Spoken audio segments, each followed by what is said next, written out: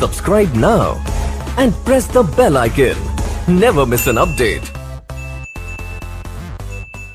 अब कल के लेक्चर से क्वेश्चन, कल हमने प्राइमरली फैल्कन प्राइवेट लिमिटेड का क्वेश्चन देखा था। कोई सवाल, कोई इशू जनाब कल के लेक्चर से? कल जो हमने क्वेश्चन देखा उसमें या बजटिंग में इन जनरल किसी और एरिया में कोई दिक्कत? अच्छा, अगला क्वेश्चन हमने रेनबो पेंट्स लिमिटेड का करना है। इसके दो पार्ट्स हैं, prepare budgeted PNL and prepare budgeted cash flow. इस सवाल की सेल्स की फ़िगर दो हमने कल वर्कआउट कर ली थी, बट सवाल हमने पढ़ा नहीं था, तो काइंडली सवाल को ज़रा, RPL is in the process of preparing its budgets for the year ending 28 February 2017.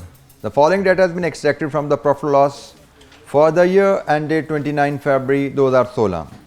Sales including cash, cost of goods sold, material consumed, conversion cost variable, conversion cost fixed including depreciation, opening finished goods, inventory, closing finished goods, inventory, gross profit. Operating expenses में variable हैं, fixed including depreciation of 5 million, 10 million हो गए. Operating profit is 17. For preparation of the budget, cost control manager has prepared the following projections oblique information. ये पिछला P&L आ गया, अब अगली information projection आ रही है. Sales volume and sale price are expected to increase by 10% and 5% respectively. The ratio of cash credit sale would be 25 to 75. Cash sales are made at a discount of 5%. We have dealt with note number 1. हम projected sale निकाल चुके हैं, उसी को लेके carry करेंगे आगे, बाकी सारी information में वर्कआउट करनी है. Average collection and payment time in RPL is as follows. Collection of trade debtors 35 days, payment of trade creditors 40 days, payment of expenses 25 days. अब इन टर्म का मतलब क्या है? शायद ये टर्म इससे पहले कहीं हमारे सवाल में आई कहीं। Collection of trade debtors 35 days, कोई हमें बताया गया से? इन टर्म्स का मतलब समझ लीजिए before we move forward. Collection from credit customer 35 days का मतलब है कि हम आज कस्टमर को बेचेंगे तो उसकी रिकवरी आफ्टर 35 डेज आएगी। इसका मतलब 35 डेज हम सेल करते रहेंगे, नो रिकवरी। 36th डे पहले दिन की रिकवरी, 37th डे दूसरे दिन की सेल की recovery. This is how process will continue. अब इसकी इम्प्लीकेशन हमारे लिए क्या बनती है? डेटर कलेक्शन पीरियड 35 डेज का मतलब है कि debtor balance is equal to 35 days of credit sale. ये नोट कर लीजिए, collection period of debtor 35 days का मतलब है कि हमारा debtor balance is equal to 35 days of sales. हमारा debtor balance is equal to 35 days of sales. इसकी इम्प्लीकेशन जो हम आगे लाने वाले हैं, इस इंफॉर्मेशन की बेस पे हम डेटर बैलेंस वर्कआउट कर पाएंगे। डेटर बैलेंस की हमें ज़रूरत पड़ेगी जब हम कैश बजट बनाने जाएंगे। कैश बजट में हमने cash collection from the customer लेनी होती है ना, तो cash collection from the customer कैसे आती है? Opening debtors plus credit sales minus closing debtors. Debtor balance की आपको जरूरत पड़ती है, तो डेटर बैलेंस यहां पर निकलता है credit sales divided with days in a year. Days in a year वो 365 and 360 and depends on the question. ये आपकी डेली सेल आ गई, ठीक है जी। Credit sale, annual credit sale, market annual credit sale. Annual credit sale को जब आप डेज इन ईयर से डिवाइड करते हो, एक दिन की सेल आ जाती है, इनटू डेटर्स कलेक्शन डेज। जैसे हम just using the same data जो इस क्वेश्चन में गिवन है। हमारी पिछले साल की क्रेडिट सेल कितनी थी? इस सवाल में टोटल सेल थी 109, 19 निकाल दो तो क्रेडिट सेल 90 थी, और साल में दिन है 360 रिक्वायरमेंट के नीचे उसने बताया हुआ है। तो इसका मतलब हमारा जो debtor balance, opening debtor balance, मैं जस्ट फॉर योर इंफॉर्मेशन, हमारा जो ओपनिंग डेटर बैलेंस होगा दैट विल बी 90 मिलियन की क्रेडिट सेल्स ओवर 360 इनटू कितने दिन कलेक्शन पीरियड है? 35 डेज। तो डेटर बैलेंस क्या होगा? 8.75 मिलियन। ये हमारा पिछले साल की सेल्स है ना, तो पिछले साल का डेटर बैलेंस जो हमारा बजट पीरियड में ओपनिंग डेटर बैलेंस आने वाला है। सो डेटर कलेक्शन पीरियड की इम्प्लीकेशन, डेटर कलेक्शन पीरियड से मुराद टाइम डेटर्स टेक टू पे अस, कितने दिनों बाद कस्टमर हमें, क्रेडिट कस्टमर हमें पेमेंट करता है सेल्स के अगेंस्ट, और जितने डेटर डेज होते हैं हमारा डेटर बैलेंस उतने दिन की सेल के बराबर होता है। And the same implication hold for the trade payment to trade creditors. उसने कहा जी 40 दिन बाद आप क्रेडिटर को पे करते हो, तो वहां पे भी यही इम्प्लीकेशन है कि आपका क्रेडिटर बैलेंस 40 दिन की क्रेडिट परचेज के बराबर होता है। आपका क्रेडिटर बैलेंस 40 दिन की क्रेडिट परचेज के बराबर होगा। इस दूसरी इंफॉर्मेशन के हिसाब से आप क्रेडिटर बैलेंस निकाल सकते हो। Annual credit purchases divided with days in a year multiplied with creditor payment period. ये है जी आपका क्रेडिटर पेमेंट पीरियड जो दिया जाता है। That payment period can be use to estimate creditors balance. किस फार्मूला की मदद से? ये एक बेसिक सा फार्मूला है, कॉन्सेप्ट मैंने बता दिया। डेटर कलेक्शन पीरियड 35 डेज का मतलब debtor balance is equal to 35 days of credit sales. 35 दिन की क्रेडिट सेल के बराबर डेटर बैलेंस होगा। Collection payment period of creditors 40 days का मतलब क्या है कि क्रेडिटर का बैलेंस 40 दिन की क्रेडिट परचेजेस के बराबर होगा। साल की परचेज आपको पता हो, एक दिन की परचेज निकालो, जरा क्रेडिट पेमेंट पीरियड से मल्टीप्लाई करो तो 40 दिन की परचेज केस में आ जाती हैं। And same is the case with expense creditors. Payment को आप एक्सपेंसेस की पेमेंट 25 दिन बाद करते हो, इसका मतलब आपके एक्सपेंसेस के क्रेडिटर्स भी आउटस्टैंड करते हैं। आपका एक्सपेंस इनकर होता है, फौरन पे नहीं होता, 25 दिन बाद पे होता है, इसका मतलब एक्सपेंस के भी क्रेडिटर आउटस्टैंड करते हैं। कितने दिन बाद पे करते हो एक्सपेंस? 25 दिन बाद। इसका मतलब आपके एक्सपेंसेस के क्रेडिटर्स कितने होंगे? 25 दिन के एक्सपेंसेस के बराबर। ठीक हो गया। सो ये एक नई इंफॉर्मेशन इस क्वेश्चन में आई थी। I try to explain. आगे सवाल पे जाएंगे, इसको डिफरेंट जगह पे कैलकुलेट करेंगे। यही इंफॉर्मेशन आगे इसी तरह की इंफॉर्मेशन आ रही है ये नोट नंबर 3 में। RPL maintains raw material inventory for average 30 days consumption. वही कॉन्सेप्ट आ गया। सालाना कंजम्पशन पता हो आपके पास, उसमें से 30 डेज की कंजम्पशन निकाल लो, वो आपकी रॉ मटेरियल की इन्वेंट्री आती है। Opening and closing finish goods inventory quantity would be the same. Quantity would be the same. Opening और क्लोजिंग स्टॉक के फिनिश गुड्स की क्वांटिटी सेम होगी। रॉ मटेरियल का ताल्लुक कंजम्पशन से है। Trade creditors as at 29 February amounted to, 29 फरवरी से मुराद ये जो ऊपर बैलेंस शीट गिवन है वो पीएनएल गिवन है, उसी का हमारा क्रेडिटर 3 मिलियन है। Effect of price increase in is estimated as under. Raw material 10%, variable and fixed expenses excluding depreciation 8%, depreciation same as last year. ये अगले साल की प्रोजेक्शन हमें बताई जा रही है। RPL plans to introduce new product during the budget period, for which it plans to launch an advertisement campaign during September 16 to February 17. In this respect, payment of 3 million each would be made on 1st September and 1st March. RPL operates absorption costing system and uses FIFO method for valuation of inventory. Absorption costing and FIFO. एक थोड़ा सवाल फिर go through कर लीजिए, फिर हम इसकी solve करना शुरू करते हैं। One by one values determine करना शुरू करते हैं।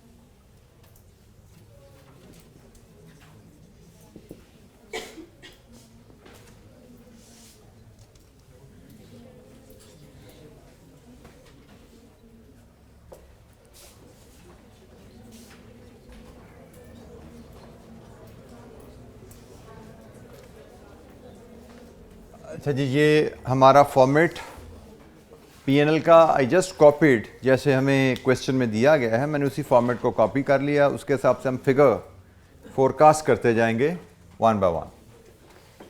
सेल्स की फिगर कल हमने फोरकास्ट की थी, वर्किंग वन के रेफरेंस से नंबर बता दीजिए मुझे क्या है। 125.46। सेल्स की फिगर हमने कल फोरकास्ट कर ली थी। अब मटेरियल की फिगर को होल्ड करते हुए हम बाकी फिगर्स की तरफ चलते हैं। लेट्स स्टार्ट विथ, सॉरी इधर लेबर तो है नहीं, कन्वर्जन है। It's conversion variable, conversion fixed. Labour मैंने गलत लिख दिया, it is conversion cost variable है और कन्वर्जन कॉस्ट फिक्स्ड है। तो हम कन्वर्जन कॉस्ट से बात शुरू करते हैं। Conversion cost variable, variable cost conversion पिछले साल की हमें गिवन है। अगले साल की कॉस्ट क्या होगी? वेरिएबल कॉस्ट है। वेरिएबल कॉस्ट पे कितने इंपैक्ट्स आते हैं? वेरिएबल कॉस्ट पे कितने इंपैक्ट आते हैं? दो, एक वॉल्यूम का, एक प्राइस का। वॉल्यूम का इंपैक्ट उसने बताया हुआ है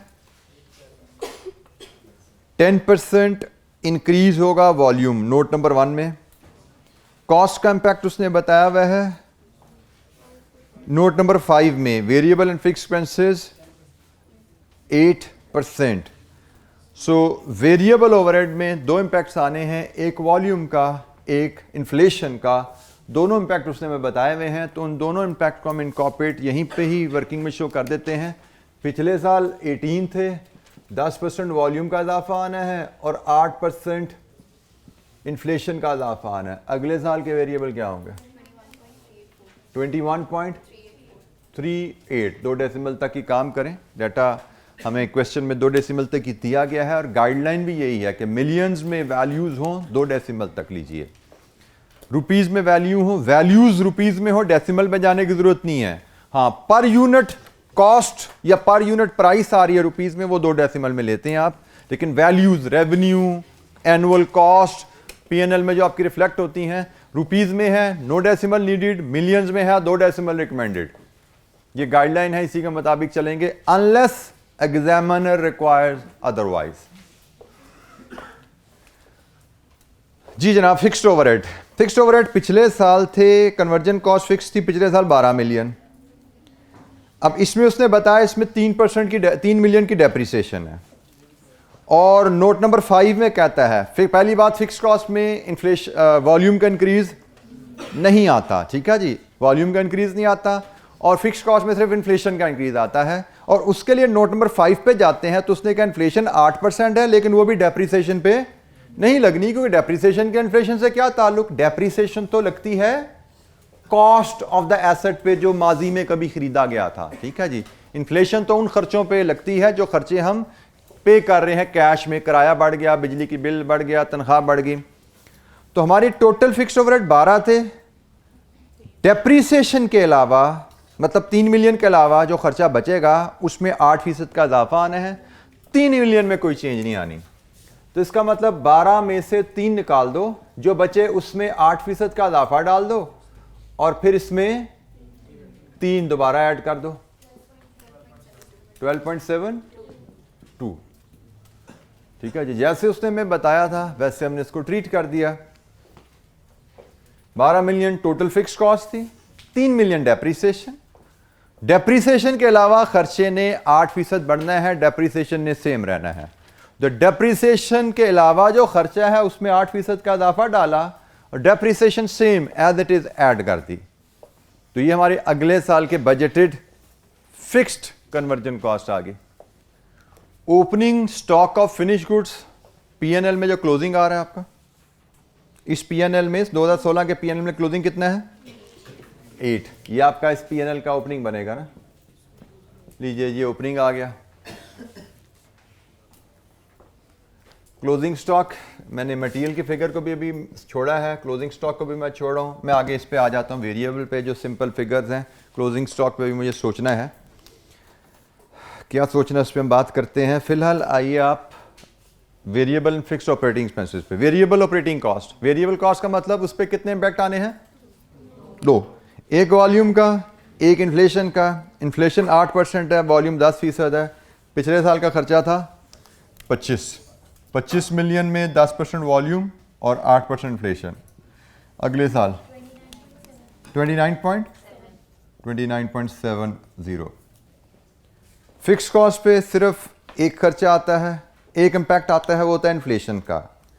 और इसने उसके बारे में बताया जी फिक्स कॉस्ट पिछले साल थे 10 मिलियन, उसमें 5 मिलियन डेप्रिसिएशन है। तो वही कॉन्सेप्ट आ गया, डेप्रिसिएशन का निकालो, डेप्रिसिएशन के अलावा खर्चों को 8% बढ़ाओ और depreciation as it is add कर दो।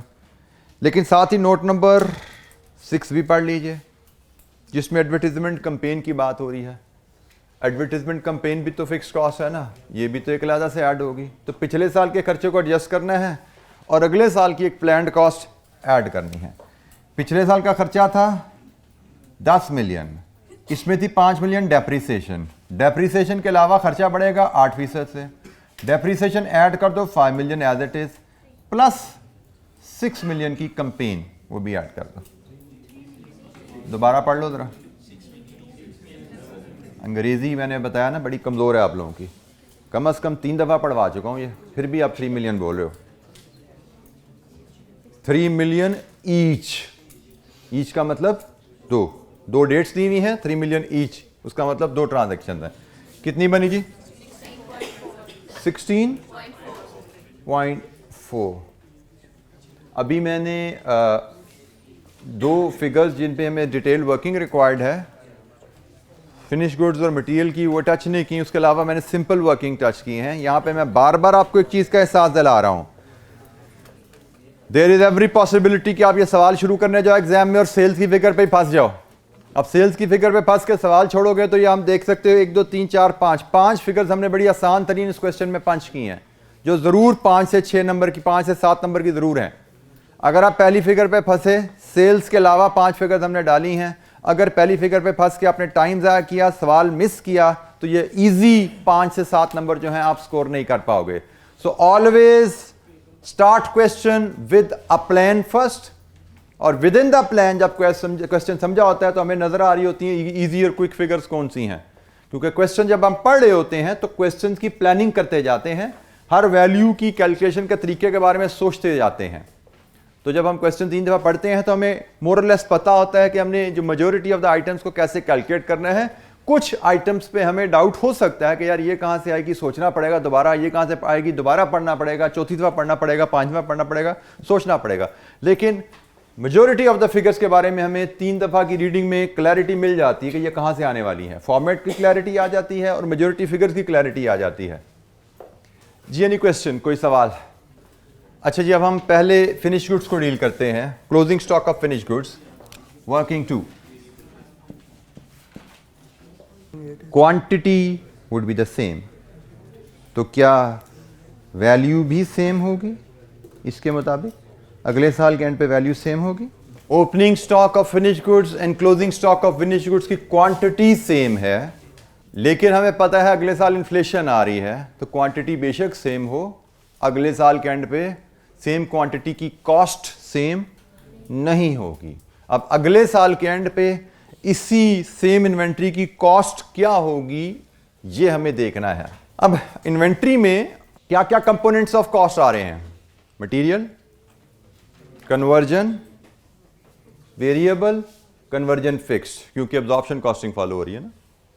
इन्वेंट्री में हमारी इन्वेंट्री के 3 कंपोनेंट्स ऑफ कॉस्ट हैं, material, variable conversion, fix conversion, बल्कि 4 कर लीजिए, डेप्रिसिएशन। फिक्स कन्वर्जन के 2 हिस्से होते हैं, डेप्रिसिएशन। मसला क्या है, हर कंपोनेंट का रेट ऑफ ग्रोथ फर्क है। या तो वह कहता है ना इन्वेंट्री की वैल्यू 10% बढ़ जाएगी, तो आसान था कि भाई पिछले साल 8 थी तो अगले साल 8.8 हो जाएगी। ऐसा नहीं है। इसमें मटेरियल है जिसने बढ़ना है 10% से, इसमें वेरिएबल एंड फिक्स कन्वर्जन है जिसने बढ़ना है 8% से, इसमें डेप्रिसिएशन है जिसने बढ़ना है 0 रेट है, डेप्रिसिएशन में कोई ग्रोथ नहीं है। तो इस इन्वेंट्री की वैल्यू अगले साल क्या होगी, सेम यूनिट्स की वैल्यू अगले साल क्या होगी, उसके लिए हमें इस इन्वेंट्री वैल्यू का ब्रेकअप चाहिए। अगर हमें इसका आज का ब्रेकअप मिल जाए कि इसमें मटेरियल कितना है, इसमें लेबर कितनी है, इसमें वेरिएबल कन्वर्जन कितनी है, फिक्स कन्वर्जन कितनी है, डेप्रिसिएशन कितनी है, अगर हमें आज का इसका ब्रेकअप मिल जाए तो अगले साल उन कंपोनेंट्स में उनकी रेलेवेंट इन्फ्लेशन डालेंगे, अगले साल इन्फ्लेशन के साथ इस इन्वेंट्री की वैल्यू क्या होगी ये हमें पता लगेगा। यूनिट्स सेम है लेकिन प्राइसेस की वजह से सेम यूनिट्स की कॉस्ट अगले साल डिफरेंट आनी है, और प्राइसेस में जो चेंज है, इन्फ्लेशन जो है वो हर कंपोनेंट का अलग-अलग है, तो उसके लिए ज़रूरी है कि हम इसको ब्रेक करें। अब ये इन्वेंट्री ब्रेक करना कंपोनेंट्स में इट इज़ वेरी सिंपल।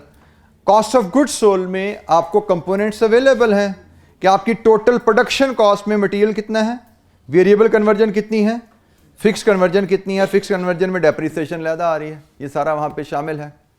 हमें बेसिकली इसको अगर देखा जाए ना तो 3 कंपोनेंट्स में ब्रेक कर लें काफ़ी है। रॉ मटेरियल ने 10% से बढ़ना है, variable flux fixed excluding depreciation ने 8% से बढ़ना है, और डेप्रिसिएशन ने सेम रहना है।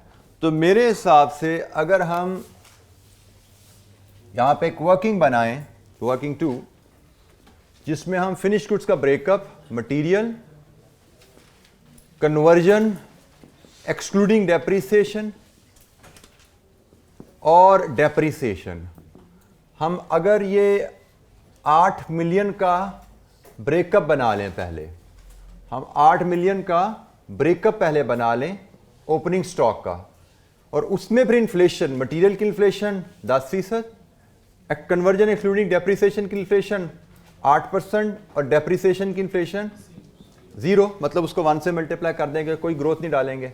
यह आपका opening stock of finish goods है 8 मिलियन का, यहाँ पे इन्फ्लेशन आ गई आपकी, तो यहाँ पे आपका closing stock of finish goods आ जाएगा। फॉर्मेट ज़रा समझ लो बात क्या कर रहे हैं। हमारी इन्वेंट्री में 3 तरह के रेट्स अफेक्ट करने वाले हैं इन्वेंट्री की वैल्यू को, एक 10%, एक 8%, एक 0।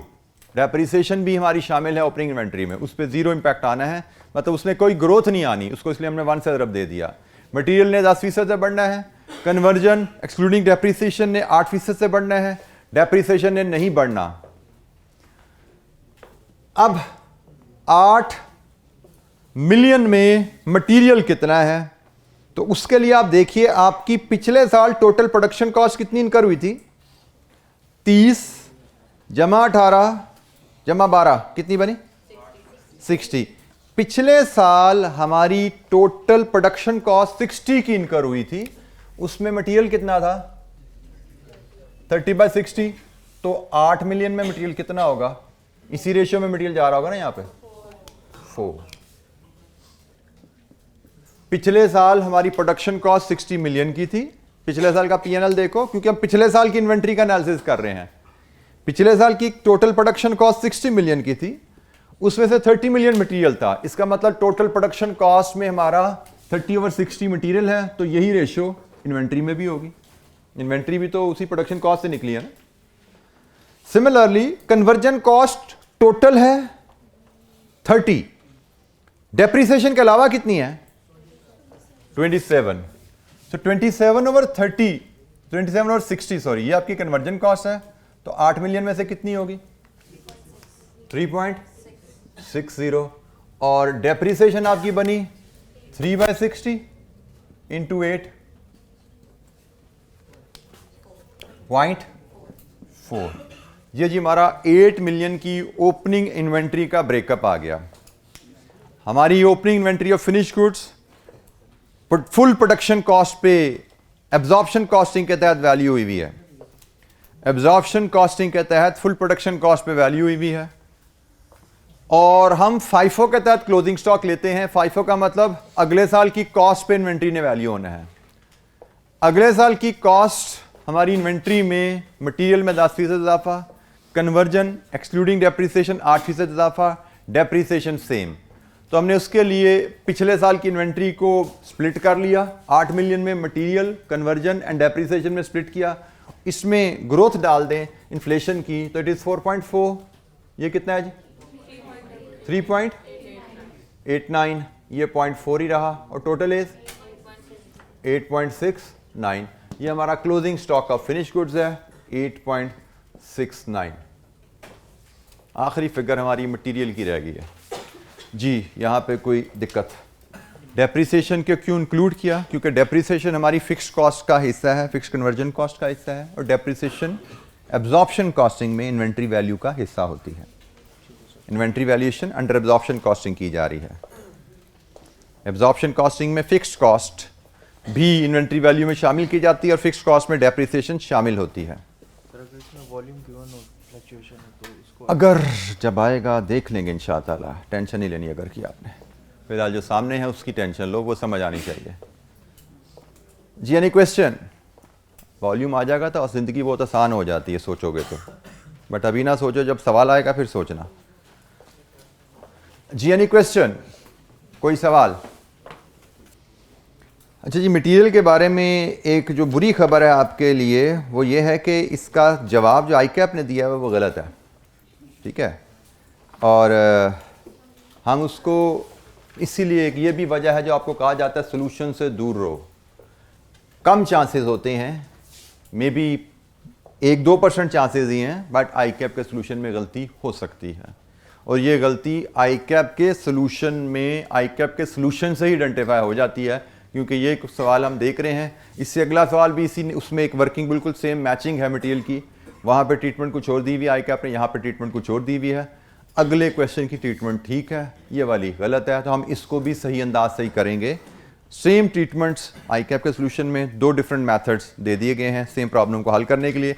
जो मेथड ठीक है वो अगले सवाल में अप्लाई हुआ है, उसको भी हम देखेंगे, लेकिन फिलहाल इस सवाल को भी हम सही मेथड से ही करेंगे। रॉ मटेरियल कंजम्पशन की वर्किंग हमने करनी है। वर्किंग 3, रॉ मटेरियल वेरिएबल और fixed. Raw material consumption, is it a fixed cost और variable cost? Variable cost. Variable cost में 2 इंपैक्ट्स आते हैं, एक वॉल्यूम का, एक प्राइस का। वॉल्यूम 10%, प्राइस 10% गिवन है हमें, लेकिन रॉ मटेरियल की तो इन्वेंट्री भी होती है और कंपनी रॉ मटेरियल की इन्वेंट्री भी रख रही है और कंपनी FIFO को फॉलो कर रही है। इसका मतलब अगर मैं सिंपल वे में रॉ मटेरियल कंजम्पशन की फिगर निकालना चाहूं, 30 मिलियन पिछले साल की कॉस्ट लेके 10% वॉल्यूम और 10% प्राइस डालूं, क्या खराबी है इसमें?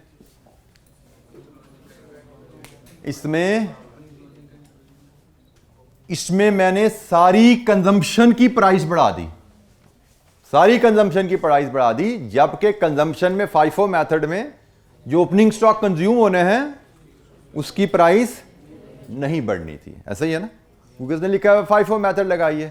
तो जब मैं पिछले साल की कंजम्पशन में 10% वॉल्यूम का इजाफा डाल दूं, यहां तक तो बात ठीक है, लेकिन प्राइस का इजाफा सब में नहीं डालना। प्राइस का इजाफा सिर्फ डालना है जो अगले साल की परचेज में से कंजम्पशन होनी है। और FIFO मेथड में ये जो टोटल कंजम्पशन निकलेगी, इसमें से कुछ कंजम्पशन ओपनिंग स्टॉक से है। तो इसका मतलब ये प्राइस का इजाफा फिलहाल रिक्वायर्ड नहीं है, इसको निकाल दें अगर हम, तो मैं यहां पे एक फिगर लिखता हूं, raw material consumption on last year prices. अब ठीक है बात, ये जुमला ठीक हो गया ना। रॉ मटेरियल कंजम्पशन अगले साल की, लेकिन प्राइसेस पिछले साल की, प्राइस का चेंज नहीं डाला। कितनी आई ये कंजम्पशन? 33 मिलियन। अब अगर मैं जरा इक्वेशन समझ लो, इसमें से मैं लेस कर दूं opening stock of raw material और जो नेट फिगर आए इसमें मैं प्राइस इंक्रीज लोड कर दूं, कितने परसेंट है? 10% है। और इसमें दोबारा मैं opening stock of raw material consumed add कर दूं, वट एवर इट इज। तो ये हमारी रॉ मटेरियल कंजम्पशन का बजट आ जाएगा। हमने प्रॉब्लम क्या डिस्कस की थी कि मैं यहां पे अगर प्राइस इंक्रीज डालूंगा ना, तो इसमें ओपनिंग स्टॉक की कंजम्पशन भी आ रही है, उस पर भी प्राइस इंक्रीज डाल जाता है, जिस पे प्राइस इंक्रीज नहीं डालना। तो हमने किया क्या, प्राइस इंक्रीज नहीं डाला, सिर्फ वॉल्यूम इंक्रीज डाला, प्राइसेस पिछले साल की मतलब रह गई। इसमें से ओपनिंग स्टॉक जो पिछले साल की प्राइस पे ही होता है वो लेस कर दें, बाकी जो बचा उसमें प्राइस इंक्रीज 10% की डालो, और फिर ये जो लेस किया था रॉ मटेरियल ये कंज्यूम तो हुआ है ना, इसको वापस डाल दो। इसको तो हमने सिर्फ लेस किया था कि इस पे प्राइस इंक्रीज नहीं लेना था, हमने इसको निकाल के जो बाकी बची उस पे प्राइस इंक्रीज डाला, वापस इसको ऐड कर देंगे तो हमारी कंजम्पशन की फिगर एडजस्टेड आ जाएगी। Opening stock of raw material जरा यहां से निकालो कितना है। Note number 3, raw material inventory for average 30 days consumption, साल में 360 दिन, पिछले साल की कंजम्पशन थी 30 ओवर 360 इंटू 30, ये हमारा पिछले साल का स्टॉक होगा ना, क्लोजिंग जो इस बार ओपनिंग आया होगा, कितना जी 2.50 लेस किया 30.50, इस पर इन्फ्लेशन डालो 33.5, इसमें 2.5 दोबारा ऐड कर दो 36.05, this is raw material consumption 36.05। ये आपकी रॉ मटेरियल की कहानी। FIFO के मेथड के तहत चलना है, तो जब FIFO पे चल रहे हैं तो इसका मतलब आपने पूरी की पूरी कंजम्पशन पे प्राइस इंक्रीज नहीं लगा देनी, उस कंजम्पशन में जो ओपनिंग स्टॉक शामिल है उस पे प्राइस इंक्रीज नहीं आनी। तो हमने प्राइस इंक्रीज लगाने से पहले वॉल्यूम इंक्रीज तो डाला हमने 10% का, लेकिन प्राइस इंक्रीज डालने से पहले हमने ओपनिंग स्टॉक को अलहदा कर दिया 2.5 मिलियन का, क्योंकि उस पर प्राइस इंक्रीज नहीं डालनी थी। ओपनिंग स्टॉक के अलावा जो कंजम्पशन है उस पर प्राइस इंक्रीज डाली 10% की अगले साल के हिसाब से, और ओपनिंग स्टॉक पिछले साल की कॉस्ट पे दोबारा ऐड कर दिया 36.05 raw material consumption. Now P&L is complete. यहां से आप अगर सिर्फ इन कॉस्ट का सम ले लें तो, बल्कि ये भी छोड़ दें, आप डायरेक्ट कीजिए, डायरेक्ट आपका जीपी आएगा यहां पे सीधा, पॉजिटिव फिगर नेगेटिव फिगर सम कीजिए, डायरेक्ट जीपी आएगा आपका। कॉस्ट ऑफ सेल्स का अलग सम दिखाने की जरूरत नहीं है। What is GP?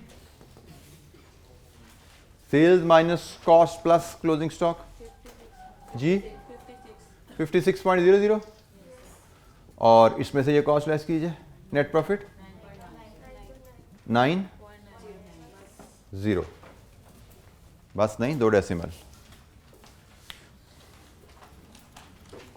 Ji any question, कोई सवाल? इसके आंसर में आपकी रॉ मटेरियल कंजम्पशन की फिगर गलत है, बाकी सारा डाटा हमारा मैच कर रहा है। रॉ मटेरियल कंजम्पशन की वर्किंग मैंने आपको डिफरेंट दी है इसके सोल्यूशन से, क्योंकि इसके सोल्यूशन में वही काम किया गया था जो मैंने पहले आपसे शेयर किया कि भाई 30 into 1.1 into 1.1, that's it. Opening stock की प्राइस की एडजस्टमेंट को इग्नोर कर दिया गया था, या इन अदर वर्ड कह सकते हैं कि प्राइस इंक्रीज ओपनिंग स्टॉक पे भी डाल दी गई थी, विच इज इनकरेक्ट। अच्छा, इसका part B, cash budget.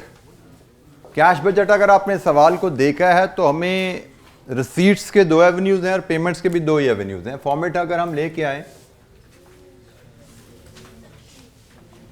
Cash budget का, तो कैश रिसीट्स हमारे पास एक कैश सेल से आनी है और एक क्रेडिट सेल से आनी है, और कैश पेमेंट्स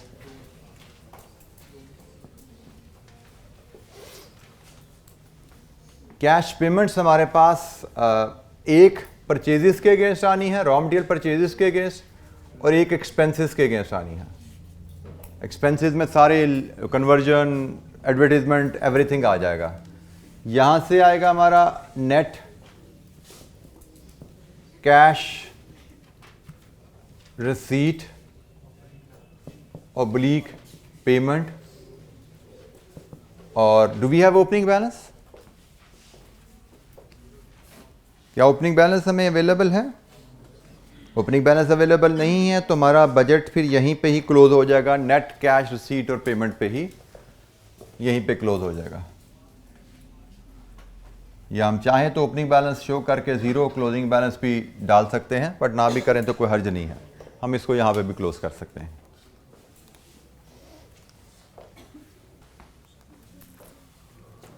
कैश सेल्स कितनी है जी? सेल्स की वर्किंग से बताइए। Cash sales 30.17, 17 cash receipts, credit cash sales से रिसीट, क्रेडिट सेल्स से रिसीट, वर्किंग 4। एग्जाम में पेपर की space management is also critical thing.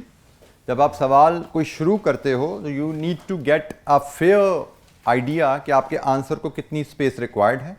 जैसे ये सवाल है, हमारे दो पार्ट्स हैं, एक पीएनएल का, एक बैलेंस शीट का, तो शायद हम एक पेज पीएनएल के लिए छोड़ दें, दूसरा पेज बैलेंस शीट के लिए, कैश फ्लो के लिए मुख्तस करें, और वर्किंग 1 2 3 तीसरे पेज से शुरू कर रहे होंगे। Always refer your working on in a specified space. अक्सर बच्चे सवाल शुरू करते हैं, उसी के नीचे वर्किंग शुरू कर देते हैं और जवाब पूरा नहीं हुआ था कि वर्किंग नीचे दोबारा आ जाती है, बात का स्पेस का आइडिया नहीं होता। So it is better to leave extra space for the answers and then start your workings beyond that. तो जैसे हम अगर बात कर रहे हैं, क्वेश्चन मैंने एक पेज अपना पीएनएल के लिए रखा, दूसरा पेज मैंने कैश बजट के लिए रखा, तीसरे से मैंने वर्किंग शुरू की हुई है, वर्किंग 1 2 3। तो ये वर्किंग हमारी इकट्ठी आ रही होंगी वहाँ पे, आल्दो यहाँ पे मैं उससे रिप्रेजेंट नहीं कर पाता बाज़ का, क्योंकि मेरे पास स्पेस की अवेलेबिलिटी और तरह होती है। एग्जाम में आपको ये आदत रखनी है, पार्ट ए पार्ट बी दो पार्ट्स हैं, दोनों की जगह छोड़िए, ज़्यादा जगह छोड़ दीजिए। दो का शक है, तीसरा पे जाएगा नहीं जाएगा, तीसरा भी छोड़ दीजिए। तीसरा अगर अनयूज रह जाएगा तो एक लाइन खींच देना, गुड इनफ, कोई फर्क नहीं पड़ता। This is the approved practice कि अगर खाली पेज को बच जाए आपका बीच में, उस पर एक लाइन खींच दीजिए, दिस इज गुड इनफ। अच्छा, जब हमें वर्किंग फॉर क्रेडिट सेल्स की चाहिए, क्रेडिट सेल से कितना पैसा आया कैसे निकालें, कैसे बनाएं? वर्किंग का फॉर्मेट क्या होना चाहिए? किया हुआ काम ये पहले हमने, receipts from credit sales. T account भी बना सकते हैं या एक इक्वेशन से भी कर सकते हैं इसको। Working for T account, balance brought down, sales, balance carried down, cash. This is the figure we are looking for.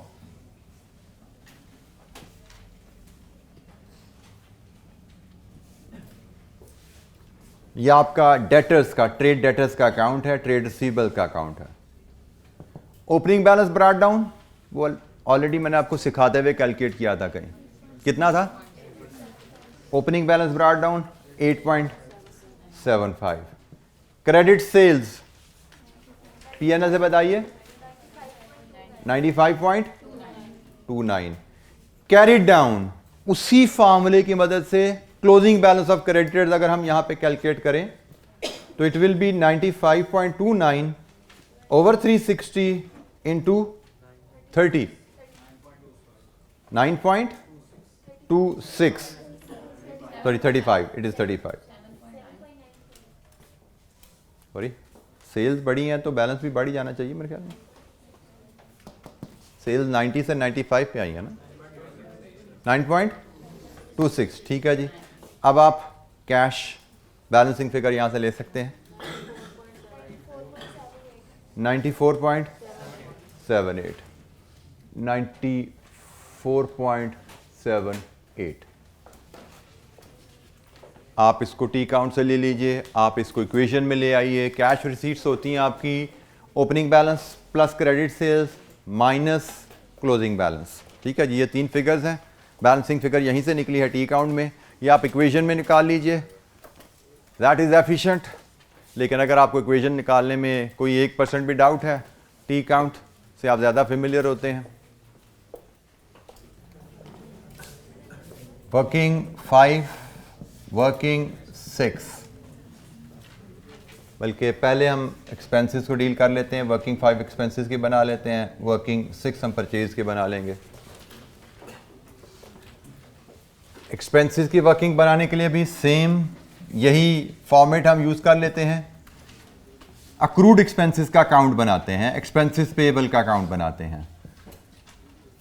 Expenses payable, इसमें आपका बैलेंस ब्रॉट डाउन आएगा, इसमें एक्सपेंसेस इनकर्ड इधर आएंगे, देन आप एक्सपेंसेस कैरी डाउन लेंगे तो ये आपका कैश पेमेंट्स अगेंस्ट एक्सपेंसेस आपकी जो फिगर आपको चाहिए आपको मिलेगी।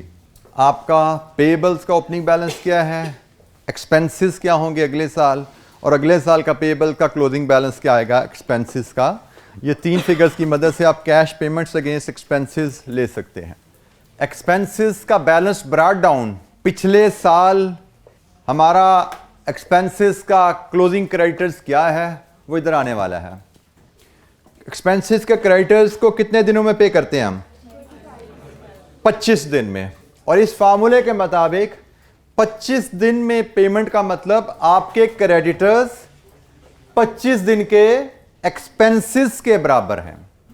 तो हमारे पिछले साल के एक्सपेंसेस कितने हैं? पिछले साल के एक्सपेंसेस जरा देखना शुरू कीजिए, पीएनएल को पिछले साल का। हम वो एक्सपेंसेस लेना चाह रहे हैं जिनके क्रेडिटर्स हम मेजर करना चाह रहे हैं। पहला एक्सपेंस 18 मिलियन कन्वर्जन कॉस्ट, लिखते जाइए, सम करते जाइए। दूसरा एक्सपेंस 12 मिलियन, लेकिन इसमें 3 की डेप्रिसिएशन है, उसके तो पेबल नहीं होते ना, उसको निकाल दीजिए। तो 18 जमा 9 27 हो गए। उसके बाद आ जाइए नीचे ऑपरेटिंग एक्सपेंसेस में, उसमें 25 मिलियन के वेरिएबल हैं, ऐड कर लीजिए। फिर फिक्स्ड हैं, कितने के? 5 के। 5 तो डेप्रिसिएशन है, उसके पेबल नहीं होते, निकाल दीजिए। कितने हुए साल के expenses? 57 divide with 360 multiplied with 25। लीजिए जी, आपका बैलेंस पिछले साल का क्लोजिंग, पिछले साल के एक्सपेंसेस बेस करके कितना आ रहा है जी? 3.96।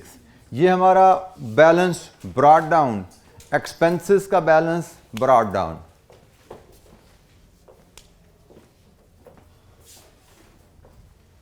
$57 मिलियन पिछले साल के हमारे एक्सपेंसेस हैं, कैश एक्सपेंसेस, क्योंकि हम पेबल से डील कर रहे हैं। पेबल्स के लिए हमें कैश कॉस्ट चाहिए होती है। एक्सपेंसेस में कॉस्ट में तो डेप्रिसिएशन भी शामिल थी, लेकिन डेप्रिसिएशन को हमने अपनी एक्सपेंसेस की डिटेल से माइनस रखा, क्योंकि हमारे पेबल्स डेप्रिसिएशन के अगेंस्ट स्टैंड नहीं करते, हमारे पेबल्स कैश कॉस्ट के अगेंस्ट स्टैंड करते हैं। पिछले साल की कैश कॉस्ट 57 मिलियन, और हमारी पेबल की पॉलिसी है 25 दिन बाद पेमेंट करते हैं।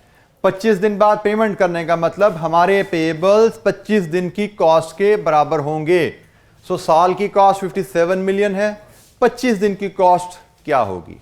ये हमारे पिछले साल से बैलेंस ब्रॉट डाउन आया। अब हमें चाहिए इस साल के एक्सपेंसेस। जिस तरह पिछले साल के 57 टोटल बनाया ना, इस साल का टोटल बनाओ जरा, मटेरियल के अलावा। 21.38 प्लस 9.72 प्लस 29.7 प्लस 11.4, इसमें 5 की डेप्रिसिएशन थी। 11.4 कितना बना? 72.2।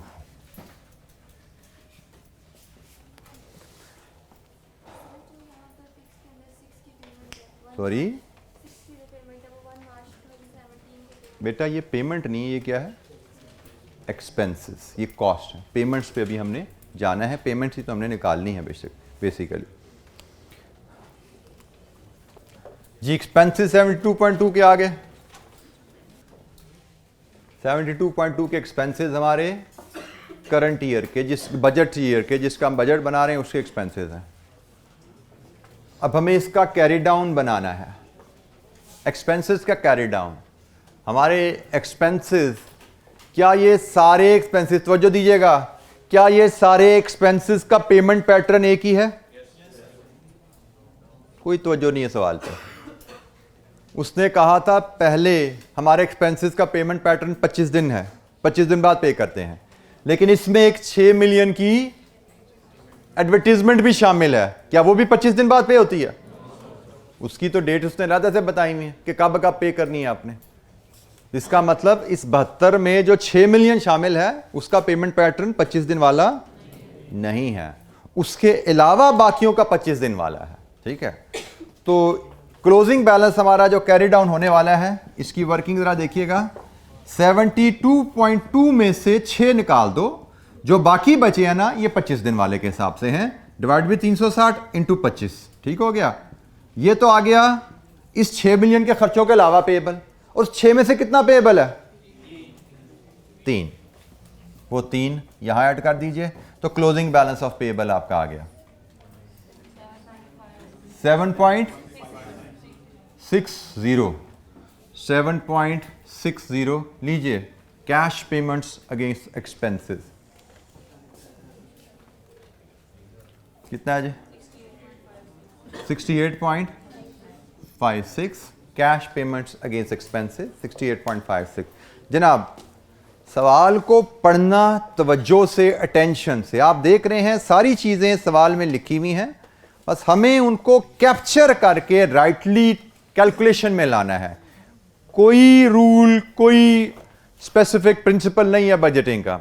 जो उसने लिखा हुआ है उसके मुताबिक हमें वैल्यूज़ बनानी है। उसने बताया हुआ है कि खर्चों का 25 दिन बाद पेमेंट की जाती है, उसी ने बताया हुआ है कि सवाए एडवर्टीजमेंट के जिसकी पेमेंट का पैटर्न फ़र्क है। तो टोटल खर्चों में से 72.2 में से 6 मिलियन का खर्चा अलहदा किया, उसमें से 25 दिन के हमने निकाल लिए, खर्चे कितने बनते हैं, एक पेबल वो आ गए, और 6 में से हमें पता है 3 मिलियन के आउटस्टैंडिंग है। सो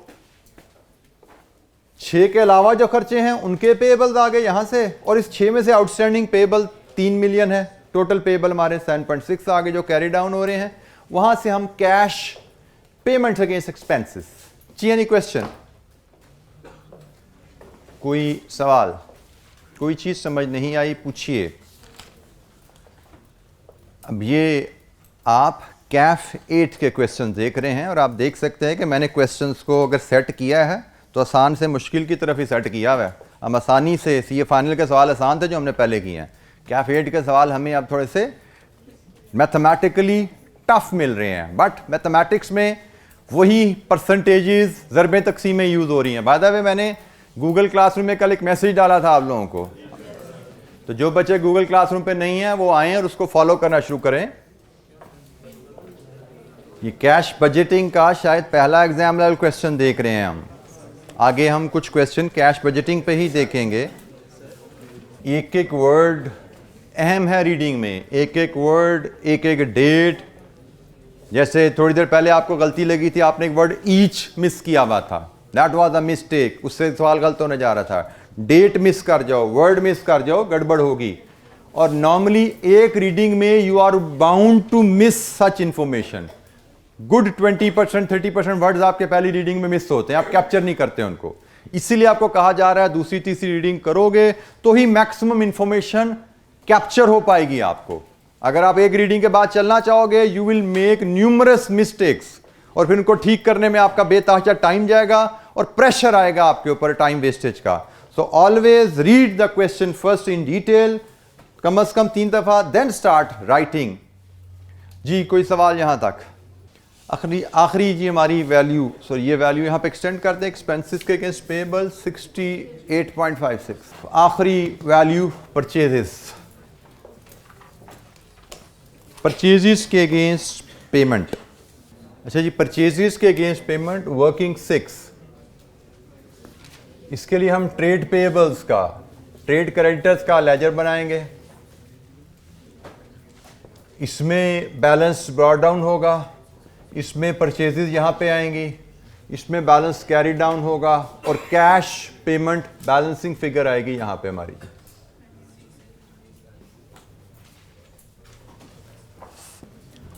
अच्छा जी, बैलेंस ब्रॉट डाउन, क्रेडिटर्स का बैलेंस ब्रॉट डाउन गिवन है जी क्वेश्चन में।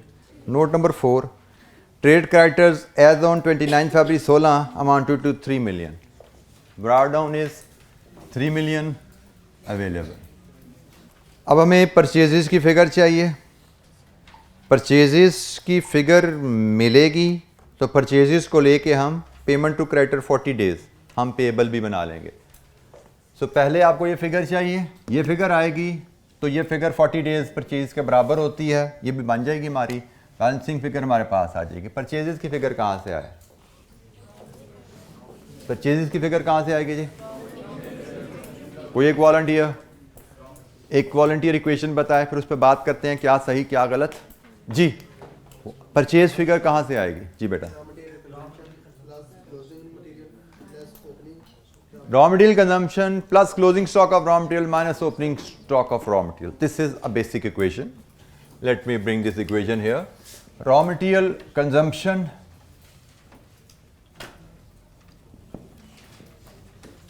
Plus closing stock of raw material minus opening stock of raw material. लीजिए जी, ये इक्वेशन तो आ गई। कंजम्पशन की फिगर कहाँ से लोगे? कंजम्पशन की फिगर गिवन है, कहीं निकाली थी हमने कंजम्पशन की फिगर। ये चलें जी, आप लेना चाहते हैं ले लीजिए 36.05। तो जो से लीजिएगा ज़रा आप फिगर ज़रा। Opening stock of raw material ये भी निकाला था हमने कहीं 2.5, बिल्कुल ठीक है जी, 2.5 हमने निकाला था कहीं पे। Closing stock of raw material, closing stock of raw material कहाँ से निकलेगा? पॉलिसी गिवन है, बिल्कुल ठीक है। क्या पॉलिसी है? 30 डेज कंजम्पशन। 30 डेज कंजम्पशन तो क्या ख्याल है? दिस इंटू 360 हो जाएगा काम? होगा नहीं होगा? नहीं होगा। क्यों नहीं होगा? क्यों नहीं होगा? कंजम्पशन का 30 डेज ले लोगे, कंजम्पशन तो ये आ रही है, इसका 30 डेज ले लो तो यहां पे तो आती है फिगर, बट क्या वो फिगर ठीक है?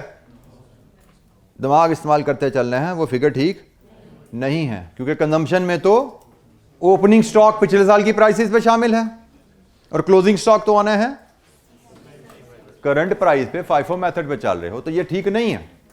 ठीक हो गया? ये बात ठीक नहीं है। क्यों ठीक नहीं है?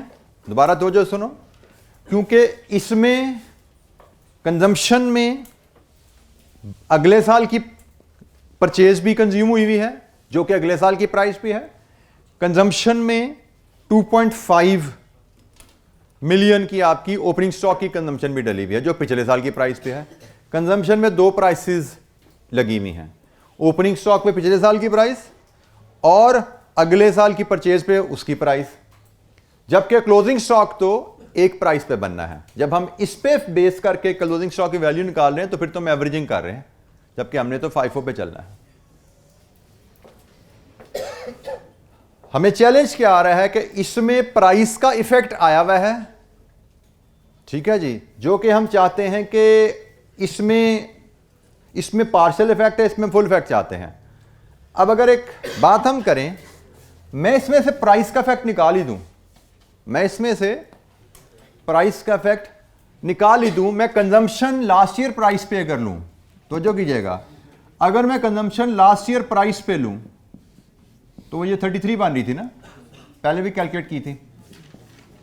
मैं क्लोजिंग स्टॉक भी लास्ट ईयर प्राइस पे ले लूं, लास्ट ईयर प्राइस पे ले लूं तो बोलो कितना आएगा? लास्ट ईयर प्राइस पे क्लोजिंग स्टॉक, बैलेंस शीट में नहीं जा रहे हैं हम, हमें तो कैश चाहिए ना, हमें तो परचेज की फिगर चाहिए, हमें क्लोजिंग स्टॉक नहीं चाहिए। क्या है? 2.75 और ओपनिंग स्टॉक तो ऑलरेडी लास्ट ईयर प्राइस पे होता है, ये लेस कर दूं तो ये मेरे पास परचेज की फिगर आती है, लेकिन ये परचेज है लास्ट ईयर प्राइस पे। तो इसके बाद सिर्फ परचेज में आप प्राइस डाल दो, कितनी प्राइस है? 10% का इम्पैक्ट है इसमें डाल दो तो ये आपकी परचेज करंट ईयर प्राइस पे आ जाएगी, जो कि आपको चाहिए, जो कि आप करंट ईयर से मुराद नेक्स्ट ईयर बजट की। तो ये वैल्यू कितनी आई? 33.25 मल्टीप्लाई करो 36.58। ये फिगर, ये वैल्यू भी आपकी कैश बजट में गलत ट्रीट हुई हुई है, ठीक है। जैसे यहाँ पे रॉ मटेरियल कंजम्पशन की फिगर पे मैंने आपको कहा था गड़बड़ है, इसी तरह यहाँ पे परचेजेस की फिगर में कैश पेमेंट अगेंस्ट परचेजेस की फिगर भी गड़बड़ है इस सवाल में। लेकिन ये गड़बड़, जैसे मैंने कहा कि अगला जो सवाल हमने करना है ना वो इसी इन पसूलों पे है, उसमें ये गलती खुद ही आईकैप ने ठीक की हुई है। मैंने आपके सामने आपके जहन में जो चीज़ आई पहले वो पिच की। अब देखें यहाँ पे वो चैलेंज आता है जो आप लोग करते हो, स्टीरियोटाइपिंग। आपको एक सवाल आता है, आपके लिए उसके पास एक स्टैंडर्ड सी स्टीरियोटाइप इक्वेशन अवेलेबल है, स्टीरियोटाइप मेथड अवेलेबल, आप वो अप्लाई कर देते हो और खुश हो जाते हो, सवाल हो गया बगैर सोचे समझे। आपने ट्रेस करना होता है ये सवाल किस अटेम्प्ट से मिलता है, जिससे मिलता है, जिस इक्वेशन से मिलता है वो छाप दो, विदाउट थिंकिंग। जब तक आप सोचने की आदत नहीं डालोगे हर ट्रीटमेंट के बारे में, कभी ये ना सोचोगे ये तो डिट्टो वही सवाल है, डिट्टो सवाल कभी नहीं आएगा, आपको ये ज़हन में बिठा लो। अगर आ भी रहा है, लग भी रहा है, तो उसको ड्यू थॉट जरूर दो, सोच से वेरीफाई करो, सोच के क्या हाँ वाकई तमाम वेरिएबल्स के वैसे ही हैं, opening stock, closing stock, price increase, inflation etcetera, तमाम वेरिएबल्स हम ट्रीट कर रहे हैं या नहीं कर रहे। अब जैसे हमने जब इसको डिस्कस किया, जब मैंने आपको तवज्जो दिलाई तो आप में से ज्यादातर बच्चे आइडेंटिफाई कर पाए कि भाई ये गलत करने जा रहे हैं, ये ठीक नहीं है, लेकिन वो तब कर पाए जब आपको तवज्जो दिलाई गई। बट एग्जाम में कोई तवज्जो नहीं दिलाएगा, एग्जाम में आप में आदत खुद होनी चाहिए कि हर वैल्यू के बारे में सोच के चलना है, आगे अच्छी तरह पढ़ना है, वर्ड टू वर्ड सोचना है, फिर आगे चलना है। क्योंकि एग्जाम में एक वर्ड बदलता है, पिछले साल का कोई सवाल उठाओ उसमें एक वर्ड बदलो, ट्रीटमेंट ऑल टुगेदर बदल जाती है, और अगर आपने वो वर्ड पिक ना किया तो आप गलत जवाब प्रोड्यूस करके आ जाओगे इस अजम्पशन पे कि शायद ये तो पिछले साल जैसा सवाल है। रियलिटी में शायद ऐसा नहीं होगा। जी एनी क्वेश्चन, कोई सवाल? परचेजेस की फिगर हमारी ये आ गई है, जिसको हमें इधर फीड करना है, यहां पे 36.58 परचेजेस की फिगर आ जाए तो क्लोजिंग बैलेंस हमारे लिए आसान है, 40 दिन के बराबर है। सो 36.58 ओवर 360 इंटू 40 4.06। लीजिए यहां से कैश की फिगर निकाल लीजिए, बैलेंसिंग 35.52 लीजिए जी, 35.52 कैश नेट रिसीट और पेमेंट। रिसीट कितनी? Net cash receipt 20.87। लीजिए जी, कैश बजट रेडी। 36.55 आती है, ठीक है बेटा, फर्क की बात नहीं है, बात असूल की है। बात ये नहीं है कि आपकी वैल्यू में कितना फर्क आया, आपके पल्ले से नहीं जा रही ना आ रही है, फर्क नहीं पड़ता। बात है असूल की कि क्या आपने असूल को पिक किया। यही चीज मैं आपको समझाना चाह रहा हूं, वैल्यू के नंबर नहीं होते भाई, असूल के नंबर हैं। क्या आपने असूल पिक किया? क्या आप फर्क समझ पाए? Closing stock, opening stock, prices, इन फर्क को हैंडल कर पाए आप? वैल्यू में तो फर्क, मिलियन में डील कर रहे हो, इतना ही आना। तो आपने वैल्यूज पे नहीं जाना, आपने असूल पे जाना है, असूल सीखने आपने। वैल्यू ठीक है गलत है वो आपकी टेंशन नहीं है, आपकी टेंशन है असूल मैं ठीक पिक करूं, असूलों को मैं ठीक अप्लाई करूं मैं। Thank you.